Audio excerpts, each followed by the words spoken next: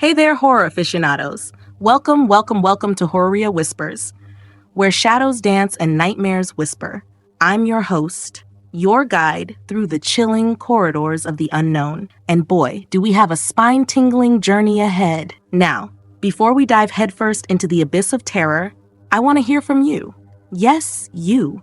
What's the scariest story you've ever heard? Drop it in the comments or send us a message.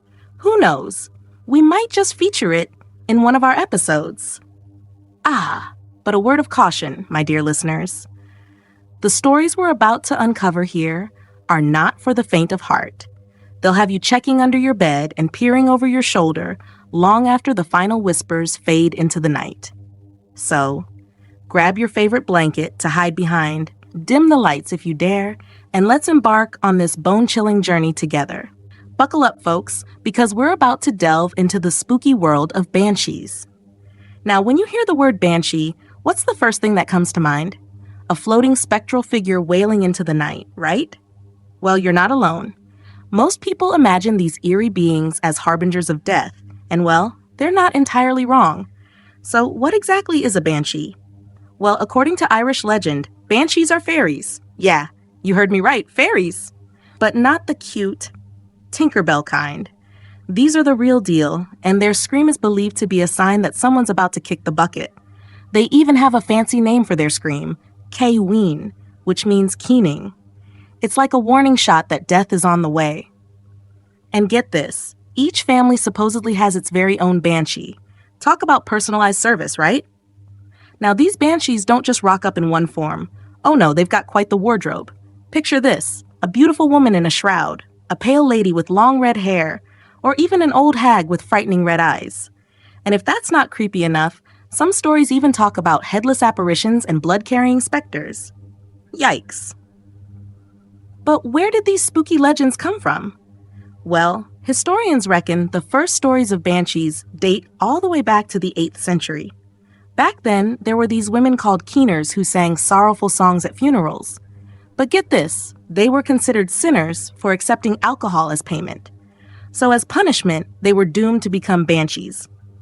Tough break, right? Now here's where it gets interesting. Not all banshees are bad news. Some of them actually have strong ties to their families and continue to watch over them, even in death. These good banshees appear as beautiful enchantresses, singing sorrowful songs filled with love and concern for their kin. It's like they're trying to give them a heads up before tragedy strikes. But hold on to your hats, folks, because there's a flip side to this coin. Yep, you guessed it. There are some seriously angry and scary banshees out there. These ones are filled with so much hatred that just hearing their howls is enough to give you goosebumps. Instead of warning their families, they're actually celebrating the demise of someone they loathed. Talk about holding a grudge. Oh, and let's not forget about the hairbrushing banshee. Legend has it that if you ever come across a comb belonging to a banshee, you better steer clear. If you dare to pick it up, she'll come banging on your door, wailing until you give it back. And get this, you can't just hand it over like a normal person. Oh no, you gotta use tongs, like fireplace tongs, to pass it back to her. Talk about high maintenance, right? But wait, there's more. Some tales even talk about evil banshees who take pleasure in taking lives. They'll wail at their victims until they either commit suicide or go insane. And trust me, you do not want to cross paths with one of these banshees. They're the stuff nightmares are made of. Now, you might be wondering, where do banshees get their inside info on who's about to kick the bucket? Well, some say each family member has their own personal observer who reports back to the banshee. But hey, that's just one theory. Either way, it's a spooky thought, isn't it? So there you have it, folks, the chilling tale of the banshee. Whether you believe in these spectral beings or not, one thing's for sure, they've been keeping people up at night for centuries. So next time you hear a piercing scream in the dead of night, just remember, it might just be the banshee paying you a visit. Before we wrap up, here's a tale from Wolf Mama's YouTube channel recounting her family's encounter with the banshee. Let's delve into Wolf Mama's first-hand account. It was probably the 1970s, and my dad was just a kid living with his parents and 2 sisters. One night at 2 a.m., my grandmother woke up because she heard this wailing sound. It came in through the window and hovered above her bed, right above her head. Everything was cold, and she was terrified. It stayed above her head for maybe like a minute, wailing, and then finally it left. She was so scared, and she asked my grandfather, but he hadn't heard anything. He thought she was crazy, so I guess she convinced herself that maybe they didn't hear it. The next night, again at 2 a.m., the wailing came in slowly through the window, hovered right above her head on the bed for about a minute, and then left. At this point, she was really scared and asked if they could go to a hotel or something. But my grandfather convinced her it's nothing, just a dream or whatever. So the third night, it happens again.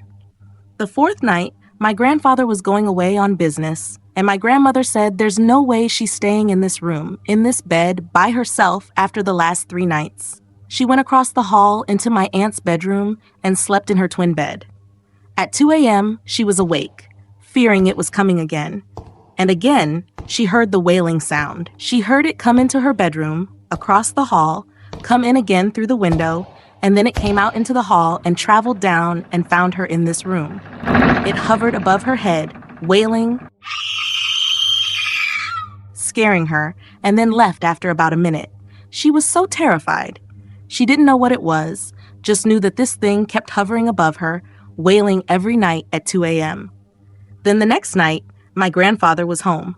They slept in their bedroom, and at 2 a.m., she was awake, preparing herself, scared of the wail. But 2 a.m. came, and the wailing didn't come. Instead, the phone rang, and they received the news that my great-grandpa had passed away. And that's the spine-chilling encounter with the Banshee, straight from Wolf Mama's family history. And there you have it, a bone-chilling encounter with the Banshee, shared by Wolf Mama herself. It's a tale that sends shivers down the spine and reminds us of the eerie mysteries that linger in the night. And that wraps up our debut episode of Horroria Whispers. We hope you were captivated by the chilling legend of the Banshee. But before we part ways, we want to hear from you. Have you encountered the supernatural? Or perhaps you have a bone-chilling tale to share? Don't keep it to yourself. Slide into our DMs over on Instagram @Horroria and spill the beans. We're all ears and can't wait to unearth the stories you have hidden away. Until next time, stay curious, stay spooky, and may the spirits watch over you.